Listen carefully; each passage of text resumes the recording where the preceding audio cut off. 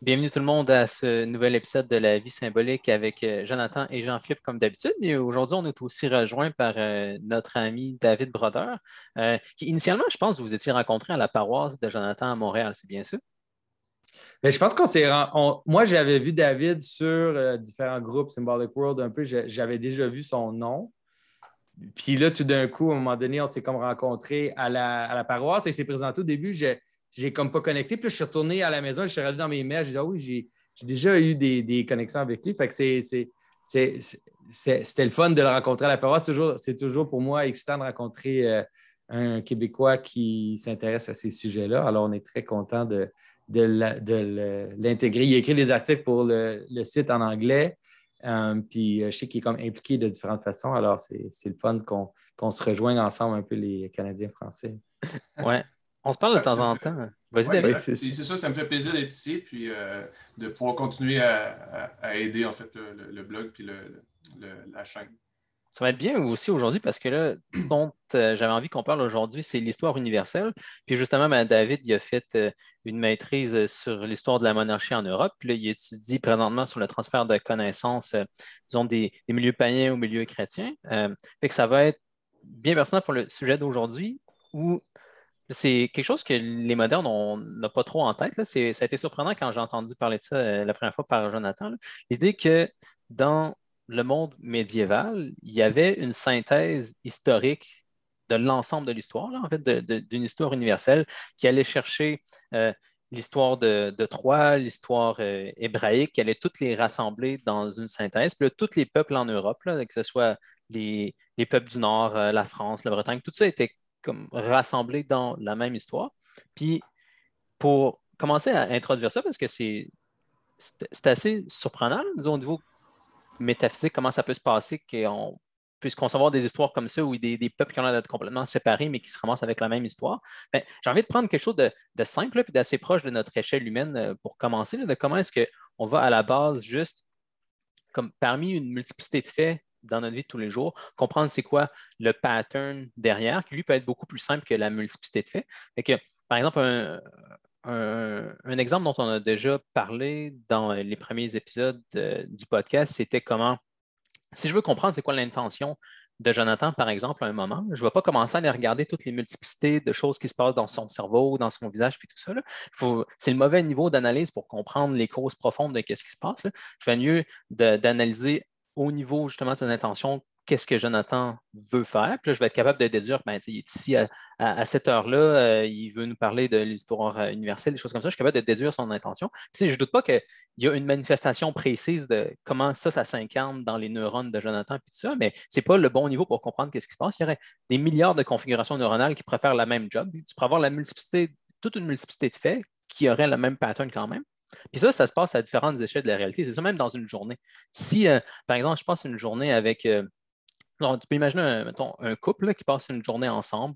Là, ils vont faire quelque chose, ils comme, vont manger à telle place, blablabla. Il se passe un paquet d'événements, puis à la fin de la journée, disons, ils vont se chicaner pour une raison ou pour une autre. Puis là, les deux, ils n'ont pas le même récit de ce qui s'est passé dans la journée, puis ils ne s'entendent pas là-dessus.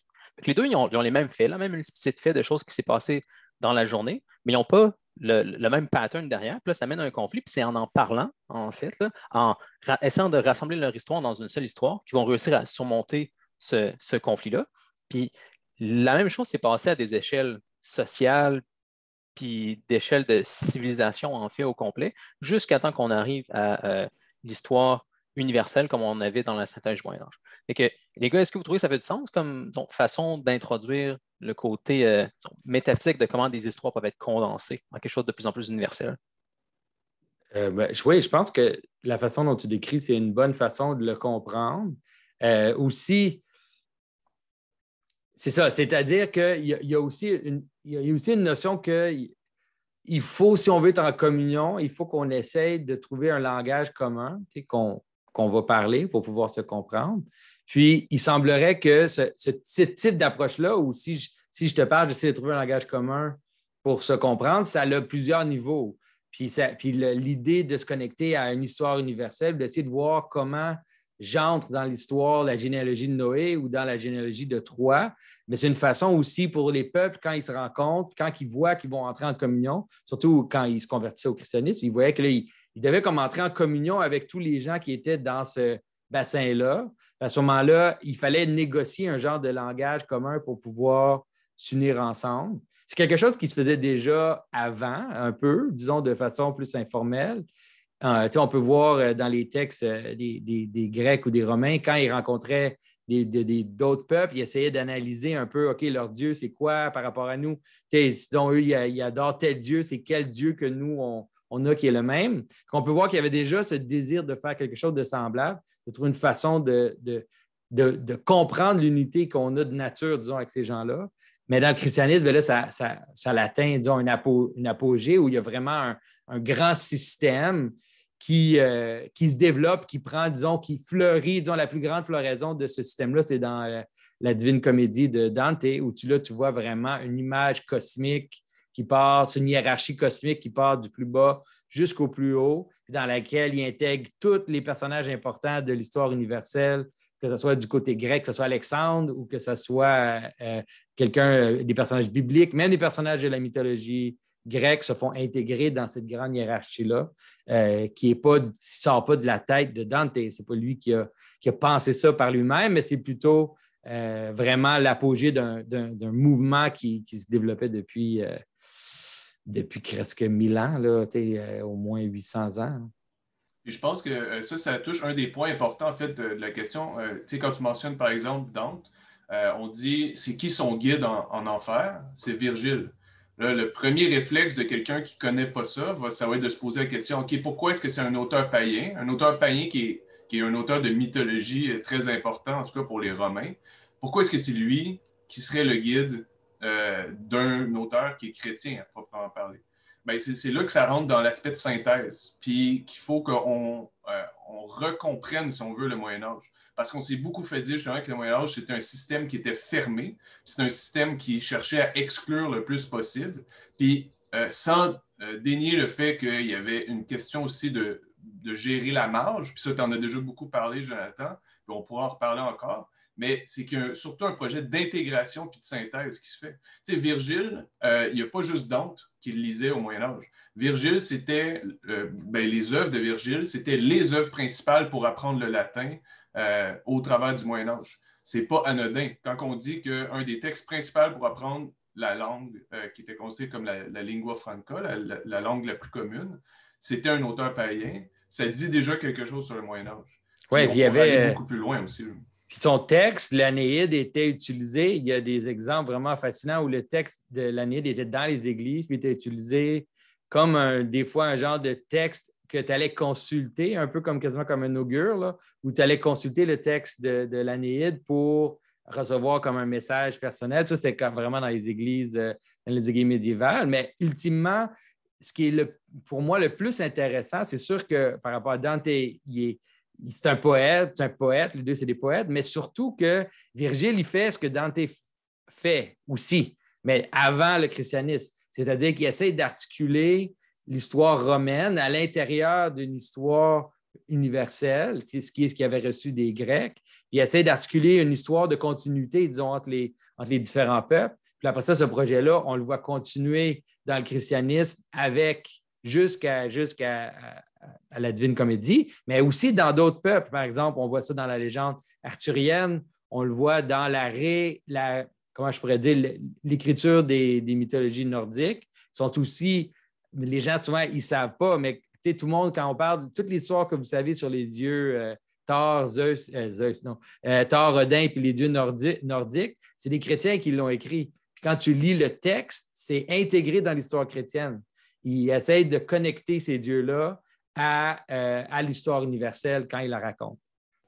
Oui, puis en plus, des fois, ils vont faire le chemin inverse, qui est tout aussi intéressant, où est-ce que, par exemple, le meilleur exemple de ça, c'est l'Iliade, qui est un texte saxon, où est-ce que, dans le fond, ils se sont dit, OK, ce serait quoi la meilleure manière de présenter notre histoire universelle, donc l'histoire du Christ, comme clé d'interprétation principale de l'histoire universelle, comment est-ce qu'on pourrait la présenter aux Saxons dans le temps de Charlemagne?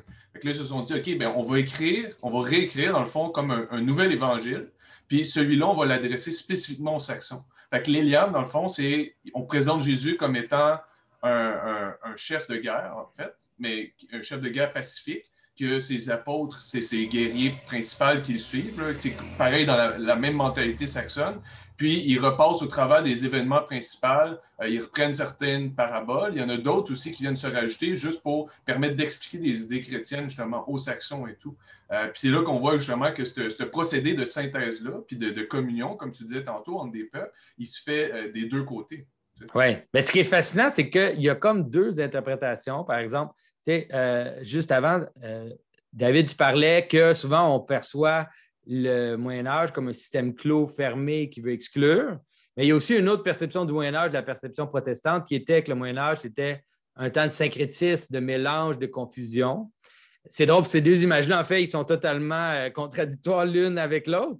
Mais la réalité, c'est que c'était les deux. C'est-à-dire que c'était un travail de synthèse. C'était un désir d'arriver au message chrétien qui était le plus authentique et le plus pur, mais de comprendre que ce message-là, par son universalité, devait pouvoir en même temps se manifester dans les petites choses, dans les détails, puis pouvait intégrer les aspects des peuples qui étaient rejoints par le Christ, finalement.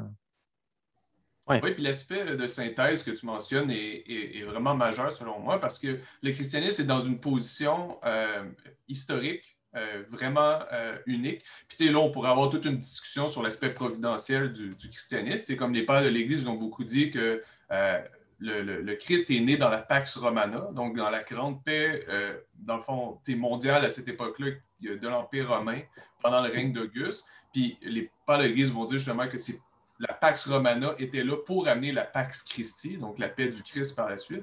Mais ça, c'est comme toute une discussion en soi, là, la question providentielle. Mais d'un point de vue plus historique aussi, comme je dis, le christianisme, au niveau de la synthèse, est vraiment dans une position unique parce qu'il est à la confluence de la structure romaine, qui est dans l'Empire romain, mais en même temps dans une culture qui est très grecque et dans une culture qui est aussi issue là, du monde hébreu, de la religion du Second Temple. Puis tous ces éléments-là on les retrouve partout au sein du christianisme. C'est pas comme s'il y en avait une qui était mise de côté ou quoi que ce soit. Tous ces éléments-là vont être pris en compte. Il y a une synthèse païenne qui se fait, comme on vient de dire, par exemple, au niveau de l'Éliade, mais le système impérial aussi va être adopté par la suite. Puis ça, c'est très en lien avec la discussion que tu as eue récemment sur ta chaîne en anglais avec le docteur Mario sur Byzance et tout. Au niveau de la philosophie, puis ainsi de suite, mais aussi justement tout le travail qui se fait avec la religion du Second Temple, qu'on transfère ça vers l'Église comme la Nouvelle Jérusalem, comme la nouvelle héritière de tout cet élément-là. Puis toute la structure aussi philosophique des Grecs aussi qui est adoptée, les mots qu'on choisit, puis la manière qu'on organise, si on veut, la pensée. Mais même la synthèse va continuer par la suite. Puis c'est une synthèse qui est symbolique. Quand que l'islam va arriver, il va y avoir aussi justement une synthèse qui va être faite avec l'islam. On parle de Dante depuis tantôt. Dante aussi va lire des textes qui proviennent de l'islam ou qui sont en lien avec ça, comme Averroès et tout ça. Mais même au niveau symbolique, la réalité historique de l'islam va être incorporée. Quand on regarde dans les pays slaves, la croix, leur croix orthodoxe a le croissant en dessous. Le croissant en dessous, oui. Exact, pour montrer le fait que le christianisme survit puis va vaincre au final l'islam. Pas que je veux rentrer dans ce débat-là ou quoi que ce soit, mais mon point, c'est plus de dire que cette synthèse-là continue et se perpétue et n'arrête pas. Le christianisme continue de synthétiser les choses. On commençait à parler des synthèses, puis ça vaudrait la peine de donner des exemples qui sont les plus percutants, là, disons, de ça. Là. Fait que, pour commencer, peut-être, le premier gros élément de synthèse, c'est comment on fait rentrer Alexandre le Grand dans l'histoire judaïque. Puis parce qu'il y a un paquet de légendes géniales là-dessus, là, où tu as un moment où, quand Alexandre prend le pouvoir d'un empire, éventuellement, il va arriver à Jérusalem au temple. Puis là, l'histoire, ce serait que il y aurait eu des Israélites qui lui auraient montré la prophétie dans le livre de Daniel où il y aurait la montée de l'Empire de Macédoine. Puis là, ce serait que Alexandre le Grand aurait reconnu le Dieu euh, d'Israël. Puis là, il y a un paquet de raisons qui font que c'est symboliquement très cohérent, cette histoire-là. De un, ben, l'histoire d'Alexandre est très religieuse. Il se décrivait comme un dieu là, et qui voulait essayer de devenir un fils même des dieux de toutes les nations qu'il allait conquérir. Fait que c'est tout à fait comme normal qu'il serait allé voir le temple à Jérusalem. Puis aussi le fait que de reconnaître que le Dieu d'Israël, c'est l'unique Dieu, disons, c'est le plus grand de tous les dieux, mais c'est cohérent avec l'éducation philosophique qu'Alexandre a eue aussi de la part de son maître Aristote, avec l'idée du premier moteur. Fait que là, c'est un exemple de comment on fait rentrer l'histoire d'Alexandre dans l'histoire d'Israël, puis l'histoire du christianisme par le même biais. Oui, puis ce que les gens souvent ils réalisent pas, c'est qu'il y a des carrément dans ces traditions-là qui disent qu'Alexandre a déclaré l'unité divine. Ça a donné tout probablement une série de lettres qui sont légendaires entre Aristote et Alexandre, qu'Alexandre écrivait carrément pendant qu'il était en campagne, continuait d'être en communication avec Aristote pour donner l'impression qu'il gardait ce lien-là et de l'unicité de Dieu, mais aussi l'universalité de l'histoire humaine, un peu ce genre de vision-là. Puis c'est à cause de ça que Alexandre le Grand est dans le Coran. Souvent, les gens ne savent pas qu'Alexandre le Grand est dans le Coran, mais il est carrément vu comme un des prophètes qui a mené, disons, à l'islam. Mais cette vision-là était déjà là dans la vision chrétienne d'Alexandre. Puis Alexandre, la romance d'Alexandre, qui est comme le texte sur lequel toutes les légendes se sont accumulées, autour duquel les légendes se sont accumulées, le texte de la romance d'Alexandre devient l'exemple ou devient un peu le modèle pour toutes les romances de chevalerie plus tard. Puis la romance d'Alexandre devient comme un peu le centre de cette vision-là. On a tout oublié ça. C'est vraiment hallucinant comment on a pu oublier le fait que la romance d'Alexandre est un des textes les plus importants au Moyen-Âge latin, qui était vraiment un modèle pour les légendes arthuriennes, pour toutes les autres légendes, même les légendes de Charlemagne, la façon dont on concevait les chefs au Moyen-Âge était basée sur Alexandre le Grand. Ouais. Je pense que c'est important de dire aussi que c'est pas, disons, juste de mettre, disons, un étage symbolique superficiel par-dessus une histoire qui s'est passée. Il y a un vrai pouvoir causal dans cette histoire-là parce que c'est vrai ultimement que Alexandre, en unifiant un paquet d'empires séparés, il a réussi à unifier Aristote puis le Dieu d'Israël, par exemple. Ça s'est passé, cette synthèse-là. Là. C'est vrai qu'il a ramassé les deux peuples ensemble. Puis là, avec le temps, ben, c'est vrai que l'aristotélisme a été inséré dans les penseurs juifs puis les penseurs chrétiens aussi. Oui, disons que c'était une unité. Ça a commencé par une union un peu sale, là. C'était pas super propre au début, là, parce que, tu sais, il y a eu des scandales vraiment horribles. Ce qui est venu au Maccabée, c'était les empereurs les rois après Alexandre qui ne comprenaient pas le judaïsme, qui essayaient de mettre des dieux païens ou des images des rois dans le temple juif, là, qui faisaient que les scandales étaient de plus en plus grands. Mais malgré tout, disons, avec le mouvement de l'histoire, tu sais, d'un côté et de l'autre, finalement, tu arrives à cette synthèse-là. Qui est vu par les chrétiens. Alexandre était vu souvent par les chrétiens comme un exemple de la vertu humaine, de la capacité de l'être humain, qu'est-ce qu'il est capable d'accomplir, puis aussi en même temps la limite de ce qu'il est capable d'accomplir. Fait qu'Alexandre, il est vu étrangement à la fois un peu comme une image du Saint-Empereur, mais aussi une image de l'Antéchrist en même temps, un peu ces deux images-là qui se côtoient dans la vision de lui au Moyen-Âge. Oui, puis je pense qu'un bon exemple de ça, c'est un texte du début du 14e siècle qui s'appelle Les Vœux du Pan d'un auteur qui s'appelle Jacques de Longuillon, qui est devenu un texte hyper populaire au Moyen-Âge à cette époque-là, surtout en Occident, dans le fond. C'est un texte qui était un poème courtois qui avait été écrit pour un évêque. On a eu comme des quarantaines de manuscrits qui nous sont restés et tout. Ça a été distribué. C'était un poème, dans le fond, qui parlait du principe des 9 vertus, des 9 vertueux, qui étaient, dans le fond, 9 rois archétypes, si on veut, qui étaient divisés en 3 catégories. Chaque catégorie avait 3 rois. La première catégorie, c'était les rois de l'Ancienne Loi, donc les rois de l'Ancien Testament. Après ça, il y avait les trois rois païens puis les trois rois chrétiens.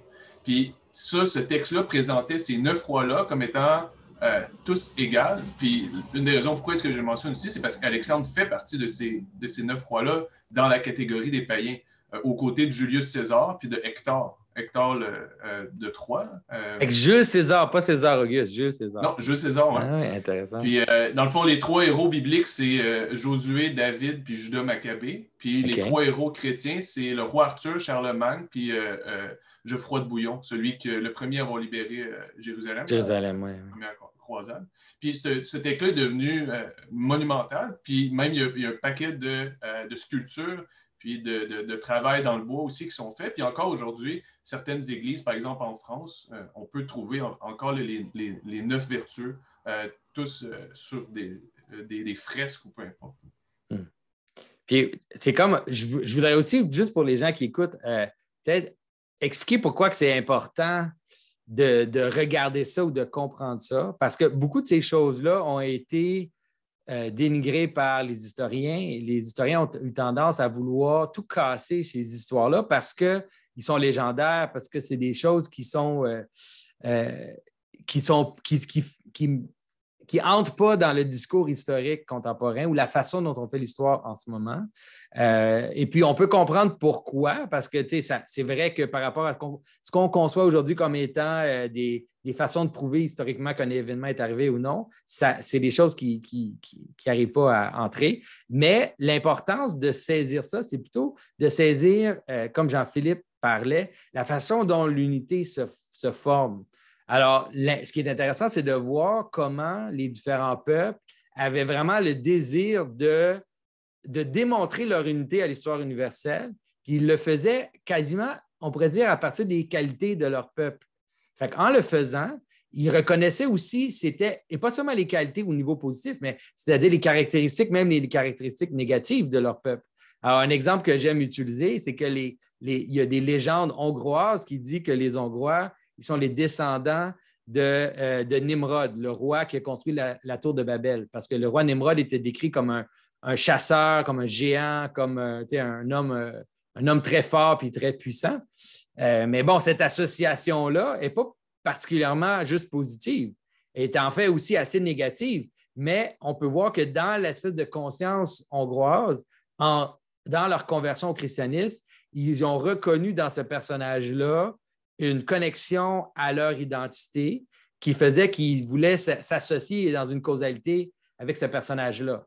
Alors, c'est très utile. Finalement, ça devient très utile pour étudier un peuple de voir leur légende parce que la structure des légendes va te montrer peut-être encore plus quelle est l'identité de ce peuple-là plutôt que de juste tracer historiquement une sorte de généalogie physique ou de ramasser des morceaux de peau dans la glaise, là, de ramasser des petits morceaux de peau puis d'essayer de nous dire comment que les gens vivaient, comment ces peuples vivaient. Regarder leur histoire peut encore plus nous aider à saisir les identités des peuples, comment ces identités-là se joignent ensemble pour participer à ce pattern-là, à cette structure-là cosmique, on pourrait dire. Oui, ça ressemble à l'exemple que j'avais donné plus tôt, là, de si tu ne t'entends pas sur ton histoire avec ton épouse, par exemple, de ce qui s'est passé dans la journée, là, ben, ce n'est pas une bonne idée d'essayer d'aller obséder sur les faits précis de ce qui s'est passé, par exemple, dans la tête de toi ou de ton épouse à tel moment ou de comme ce qui s'est passé à tel moment exact de la journée. Là. C'est plus efficace d'y parler, là, comme de voir, comparer vos histoires littéralement, là, de voir c'est quoi l'histoire qui vous a informé chaque jour, puis avec le temps, en travaillant, vous pouvez réussir à unifier les affaires. Fait que, mettons, si tu vas voir des Hongrois, puis là, tu essaies de comprendre leur peuple, de connaître leur légende, c'est vraiment utile parce que, de un, comme tu dis, la façon dont eux se comprenaient va être reflétée dans leur légende, mais aussi, une fois que les légendes sont dans un peuple, les légendes vont vraiment informer le peuple. Oui, ça va les former, eux autres aussi. Là. Les légendes ont un rôle causal. Là. De la même façon que ton intention, là, toi, quand tu parles, ou mettons ton épouse dans la journée, là, peu importe, là, ben, vos intentions jouent un rôle causal sur ce qui se passe. Là. Comme les faits sont influencés par vos intentions. Là. Tu bouges de telle façon parce que tu avais telle intention de faire telle chose. Fait que c'est pas, disons, comme si on pouvait mettre les légendes de côté puis aller étudier les faits précis. Là. C'est comme si je voulais comprendre qu'est-ce que Jonathan dit en regardant ce qui se passe dans son cerveau. Là. C'est pas efficace, ça ne fonctionnera pas. Là. Si les légendes jouent un rôle causal puissant dans l'histoire des peuples, fait que ça vaut la peine d'aller les étudier. Là. Fait que c'est comme une confusion de niveau de réalité. Donc, on a déjà parlé que c'est un problème moderne là, de toujours vouloir réduire à la multiplicité. Et que tout ça pour dire qu'il y a de l'utilité, là. C'est pas juste comme une curiosité d'aller comprendre l'histoire de des peuples et comment ils s'insèrent dans notre histoire. Non, mais Oui, vas-y, David. Oui, dans le fond, j'allais juste dire, parce que aussi, c'est que les structures, toutes ces structures-là qui sont à l'intérieur des légendes, puis des mythes et des faits, c'est des structures qui, des fois, dépassent le seul fait ou le seul mythe ou la seule légende. Puis, comme tu disais, c'est qu'il y a l'influence, elle est bidirectionnelle, dans le sens où est-ce que l'histoire vécue des gens, puis des événements qu'on pourrait dire historiques au point de vue moderne, au point de vue qu'on a des sources, puis il y a des chiffres, puis etc., qu'on peut comme parler là, dans les détails, a une influence sur l'aspect légendaire, l'aspect mythique, puis vice-versa par la suite. Puis le terme, même quand je dis le terme par la suite, c'est déjà faux d'un certain sens, parce que ces structures-là, ils existent aussi, c'est un peu ça le principe, je pense, aussi de la chaîne et tout, mais ces structures-là existent aussi, ces patterns-là, ces modèles-là existent aussi indépendamment de juste leur application temporelle, là, contingente. Puis, fait que c'est pour ça qu'il y a quelque chose à apprendre de cette histoire-là, Puis peut-être aussi qu'il y aurait moins de conflits avec l'histoire moderne si on disait, au lieu de parler d'histoire universelle, on disait, mettons, les récits universels ou quelque chose comme ça. Comme ça, eux, ils se fâcheraient pas qu'on utilise le terme d'histoire, puis nous, on saurait de quoi est-ce qu'on parle. Puis, oui, c'est ça. Mais comme un exemple que je voulais dire, c'est que peut-être pour aider les gens un peu à saisir, disons, c'est quoi ce genre de truc-là. Il y a des légendes d'Alexandre le Grand, par exemple, qui expliquent que lui, il a pris des genres de peuples monstrueux qui s'appellent Gog et Magog, des cannibales, des gens qui ont plein de sortes de vices, plein de sortes de trucs vraiment horribles, puis même souvent visuellement qui sont représentés comme des genres d'hybrides humains, animaux et tout. Ces peuples-là, ils s'appelaient Gog et Magog. Puis il a fait un mur, puis il les a mis à l'extérieur de la civilisation. Il les a comme gardés à l'extérieur. Mais puis là, après ça, tu regardes des histoires de d'autres peuples, puis tu te dis, OK, bien, c'est intéressant parce que dans l'histoire légendaire de la fondation de la Bretagne, tu vois la même histoire où quand les gens arrivent sur l'île, il y a des géants qui s'appellent Gog Magog, puis que ces géants-là, ils ont comme pris l'île, puis pour fonder leur civilisation, ils doivent prendre les géants et les lancer dans la mer. Et après ça, tu vas commencer à regarder, tu vas réaliser qu'en fait, cette histoire-là, pour établir un peuple, il faut que tu crées une limite, puis que tu dois garder ce qui est étranger à toi ou ce qui ne peut pas fonctionner dans ta vie. Il faut que tu gardes ça à l'extérieur de cette limite-là. Sinon, tu ne pourras pas fonder ton identité, peu importe c'est quoi ton identité. Alors, de simplement dire d'une histoire comme ça que c'est juste une légende, que c'est impossible, ça n'existe pas des monstres, avec toutes ces choses, ça n'existe pas. C'est de manquer une qualité essentielle de c'est quoi fonder n'importe quelle identité, que ce soit ta maison, que ce soit ta famille, même toi, dire corporellement, tu dois mettre des vêtements pour garder ce qui n'est pas compatible avec toi, le froid, le trop chaud, toutes ces choses-là, tu dois les garder à l'extérieur de toi. Tu ne peux pas manger du gazon, tu ne peux pas manger des roches. Il y a des choses qui ne sont pas compatibles à ton identité, puis tu dois les garder à l'extérieur de toi, parce que si tu essaies de les intégrer, comme exemple, manger des roches, mais tu vas mourir carrément, tu ne vas pas survivre. Alors, cette réalité-là, elle se manifeste à plein de niveaux. Puis dans les histoires, une façon d'expliquer, parce que des fois, il y a certaines choses qui peuvent être difficiles à dire de façon synthétique ou de façon simple. Parce que, disons, le fait d'établir un royaume, puis de tranquillement éliminer les différentes choses qui ne fitent pas, puis ça peut être extrêmement long, extrêmement compliqué, extrêmement difficile. Mais de raconter une histoire comme, OK, il y avait des monstres, on les a mis à l'extérieur, on a fait un mur, puis là, on a réussi à créer une identité commune.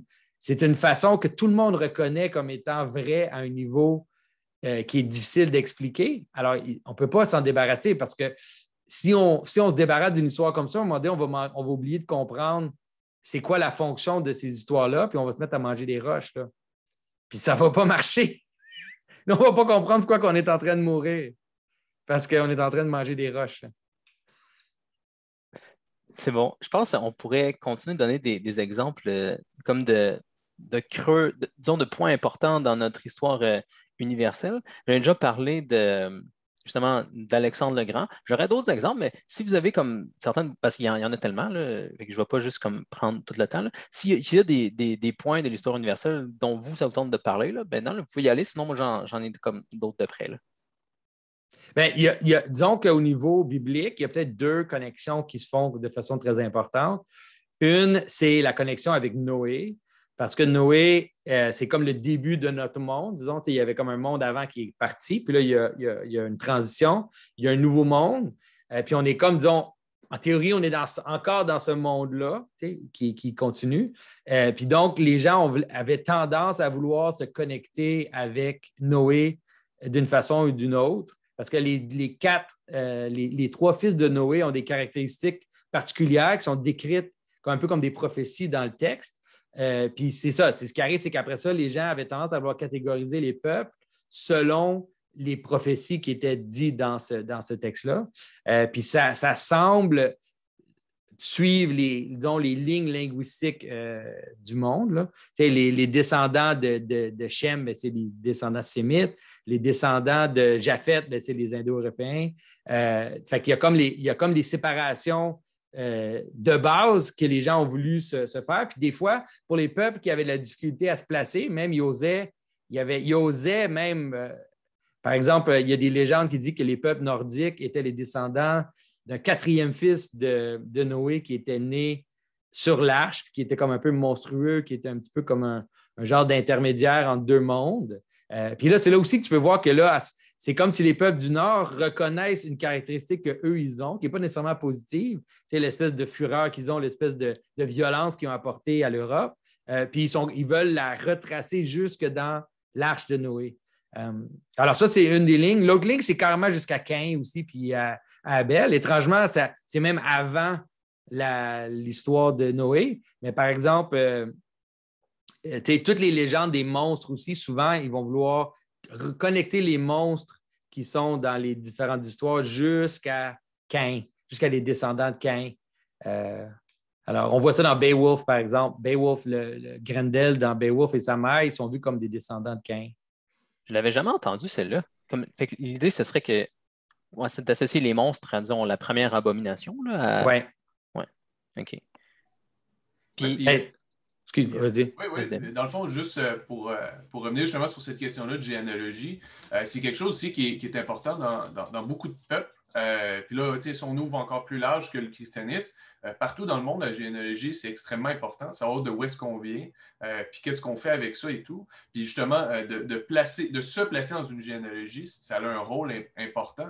On peut le voir de différentes manières. D'une part, par exemple, il y avait l'arbre de Jessé, là, qui est un thème important, surtout au Moyen Âge, où est-ce qu'on va parler justement à partir de Jessé jusqu'à Jésus, puis qu'est-ce qui est aussi dans les autres branches périphériques et tout, de montrer cet élément-là de généalogie.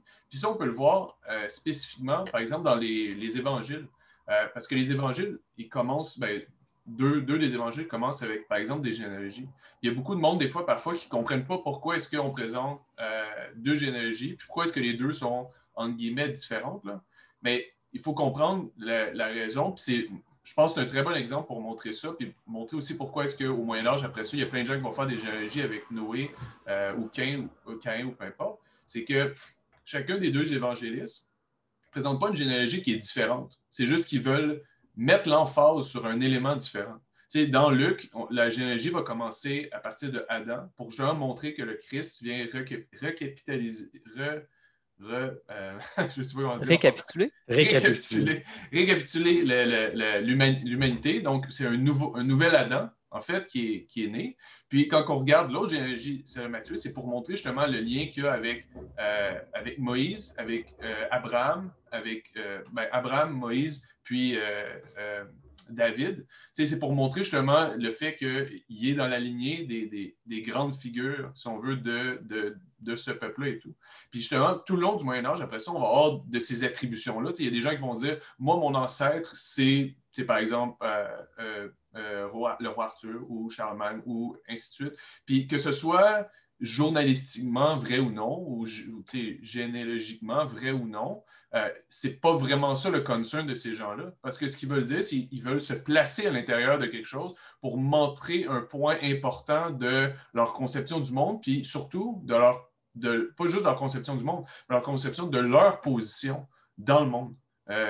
Qui les entoure. Ça, je pense que c'est un des éléments importants de l'histoire universelle qui est très important à mentionner, c'est que les gens du Moyen Âge, par exemple, parce que c'est surtout là-dessus qu'on focus pour l'instant, ils savaient qu'ils étaient des participants de l'histoire, autant au niveau du passé, du présent que du futur. Okay? On ne peut pas juste être des observateurs. De l'histoire 100% pure, complètement externe et tout, ça n'existe pas. On est toujours des participants de l'histoire. Puis justement, ce que les historiens, si on veut, de l'histoire universelle, traditionnelle du Moyen-Âge, essayaient de dire, c'est que peu importe si journalistiquement, j'utilise ce terme-là en sens de vouloir dire qu'on n'a pas là, de vidéo qui prouve qu'un tel était descendant d'un tel, mais journalistiquement, c'est une chose, peu importe si la chose s'est produite, le modèle, le pattern, la structure, elle s'est produite.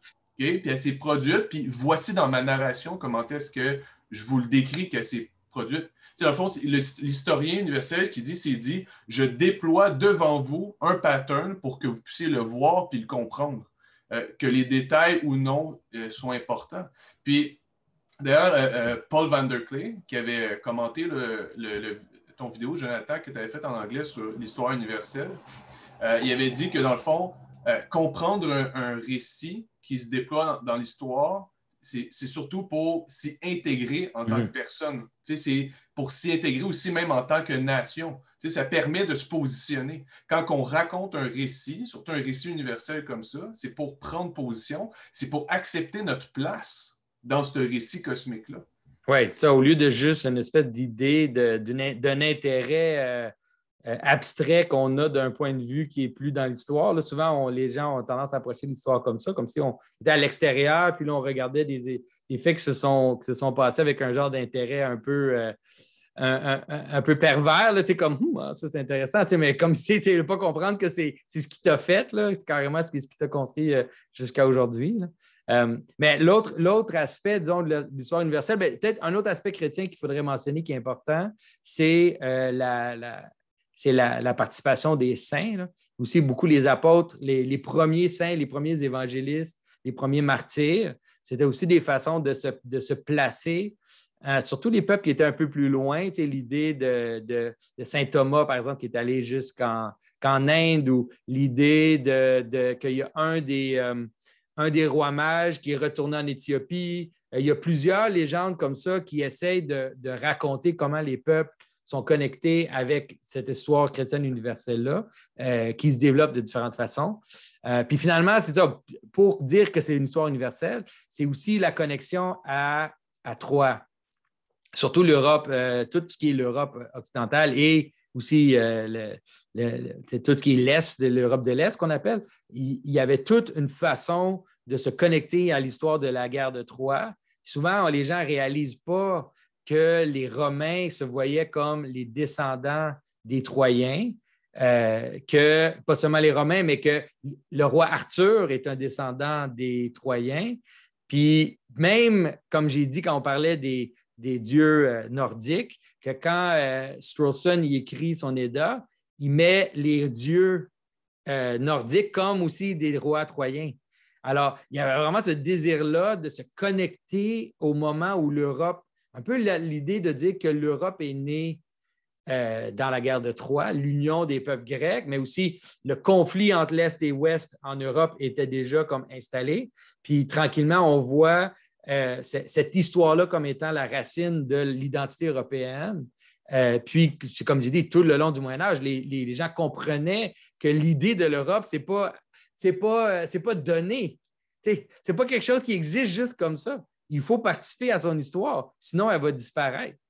Puis, c'est pas pour rien aussi que là, on sent que l'Europe est sur le point de disparaître parce qu'ils n'ont pas aucune façon de formuler leur existence dans une histoire ancrée ou dans une vision mythique de leur existence. Alors, à ce moment-là, ils ne savent même pas comment décider même quel pays est dans l'Europe. Ils n'ont aucune façon, c'est tout arbitraire finalement. Mais malgré ça, il y a un fantôme de cette histoire-là qui est toujours là qui est toujours présente. Puis de la redécouvrir, puis de revoir, d'être fasciné par le fait que le roi Arthur soit un descendant de Troie ou qu'il y a un lien entre le roi Arthur et Constantin qui sont dans les légendes, on dit qu'ils viennent des mêmes familles. Tout ça, c'est vraiment quelque chose qui peut nous aider à voir c'est quoi cette identité-là. Un détail que j'aimerais utiliser là, pour montrer comme la force de ce lien-là, c'est spécifiquement pour. On a ça, je pense que c'est là dans l'Iliade, puis là aussi dans l'Énéide de Virgile, là, c'est comment euh, spécifiquement Énée, qui est comme un noble de la ville de Troie, va aller fonder, en fait, il ne va pas fonder, mais va comme devenir le roi des Latins, puis après ça, ça va fonder Rome, puis un paquet d'autres choses en Europe. Mais c'est que c'est pendant la guerre de Troie, quand Troie est en train de perdre, en train de s'écrouler. Puis il faut voir ça aussi comme, c'est la chute de Troie, mais aussi la chute de l'âge de bronze, là, comme c'est la fin d'une ère, en fait. Là. Puis pendant ce moment-là, ben, Énée va se sauver de Troie. On se rappelle, c'est comme un des nobles, un des rois de Troie. Il se sauve, puis là, dans sa fuite, il transporte son père sur son dos, puis il doit laisser sa femme derrière lui. Tu as l'idée qu'il apporte le pattern, là, comme il apporte son ancêtre, il apporte son information de Troie, là, comme de l'Ancien Monde, puis il laisse son potentiel, il laisse sa femme derrière. Il laisse sa terre, dans le fond. Il va trouver un nouvel endroit pour fonder une famille, fonder un monde. Là. Puis même que le fait de mal choisir ou de mal se connecter avec des gens, bien, ça crée, tu vois, comme le fait qu'avec la reine de Carthage, qui est la fondatrice de Carthage, le fait qu'il y a comme cette relation-là avec elle devient comme une sorte de début mythique au conflit entre Rome et Carthage, qui finalement amène carrément à la destruction de Carthage. Fait que, dans l'histoire de l'Énéide, il y a ce souvenir-là du danger, puis comment que, même c'est eux, c'est les Romains qui ont détruit Carthage, puis il y avait comme une sorte de. Il y avait une certaine honte même d'avoir fait ça, mais ils sont prêts à se raconter cette histoire-là pour comme se rappeler et du côté positif et du côté négatif de c'est quoi l'identité. Dans ces histoires-là, dans ces grands romans épiques-là, il n'y a pas du tout une sorte de vision simpliste du monde. Il y a vraiment une capacité d'entrer dans la complexité de l'identité, mais aussi du problème de l'identité, puis des opposés, puis comment tu peux t'identifier avec ton ennemi, même dans le conflit que tu as avec eux. Là. Mais c'est clair que cette vision-là de Énée qui porte son père, c'est devenu comme une image de la tradition elle-même un peu. Là. Puis même dans la vision chrétienne, cette image-là revient même dans l'histoire chrétienne. Oui, puis on peut même continuer là, la lignée de Troie parce que on va se rendre loin, je pense, si on commence avec Troie, puis on continue. Mais comme justement, on mentionnait le fait que, Jonathan, tu mentionnais le fait que ces histoires universelles-là, ces récits-là sont capables de mettre autant le positif que le négatif dans une histoire commune, dans un récit. Puis ça, on le voit justement quand on continue justement notre lancée, là, parce que Énée va arriver en terre italique, puis il va avoir justement des relations avec les rois qui sont là et tout, puis il va finir par faire des alliances, un mariage et tout, puis il va fonder un royaume. Puis plus tard, de ce royaume-là, va naître Rémus et Romulus, qui vont fonder Rome. Puis justement, dans la fondation de Rome, on pourra peut-être en parler si tu veux, mais il y a la question aussi de déterminer les limites de la ville qui sont extrêmement importantes, où est-ce que justement ils vont fonder une limite sacrée qui s'appelle le pomerium, qui vont déterminer, qui vont dire ça, c'est la Rome sacrée, si on veut, c'est là qu'on peut fonder notre territoire. Puis dans cette détermination-là des limites, il va y avoir un conflit entre les deux frères. Puis un des deux frères jumeaux va être tué par l'autre.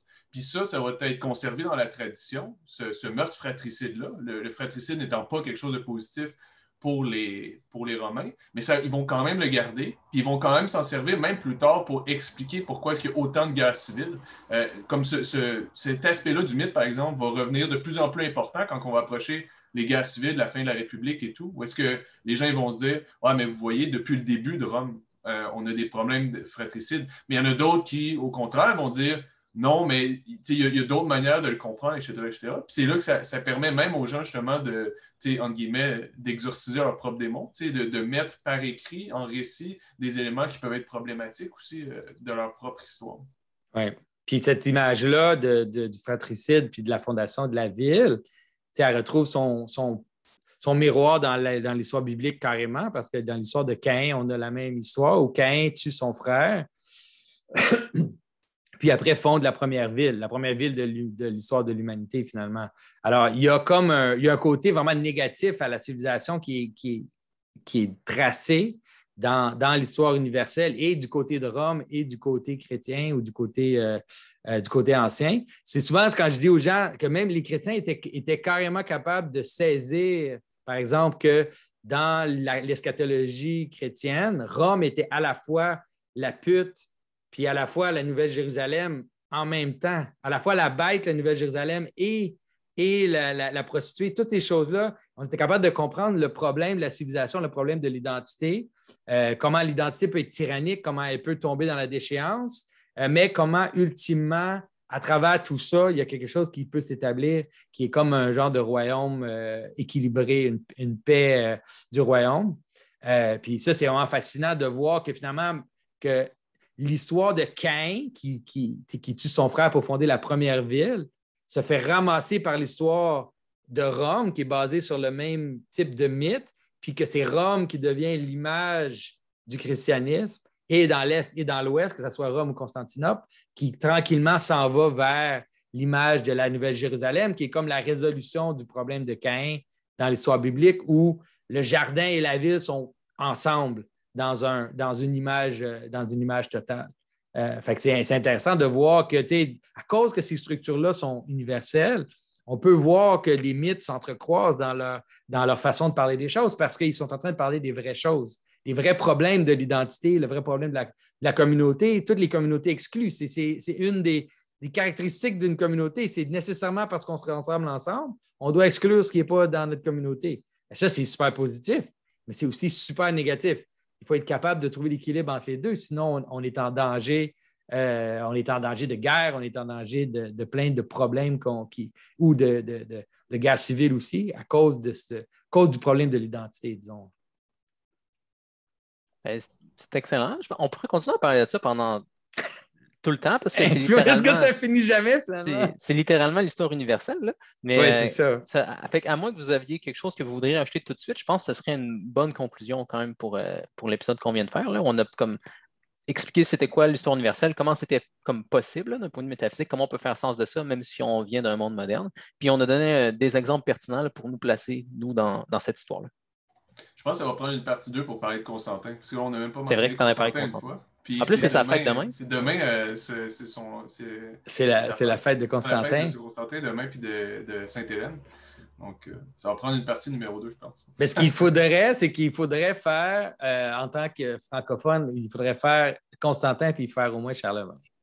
Juste pour montrer, parce que c'est sûr que nous, disons, moi, en tant qu'orthodoxe, il y a comme une vision très négative des Francs.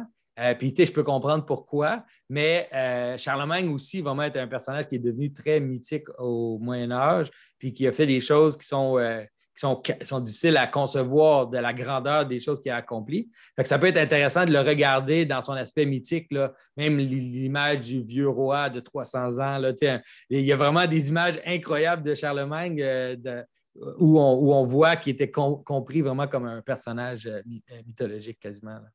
Ça serait vraiment cool. J'aimerais vraiment ça. En plus, c'est moi le catholique là-dedans, puis je ne la connais même pas, l'histoire de Charlemagne. Là. Et vous deux, vous la connaissez très bien. Là. Fait on se fait un épisode 2 sur Charlemagne puis Constantin, ça va être cool. Génial. Parfait. Merci tout le monde. À la prochaine.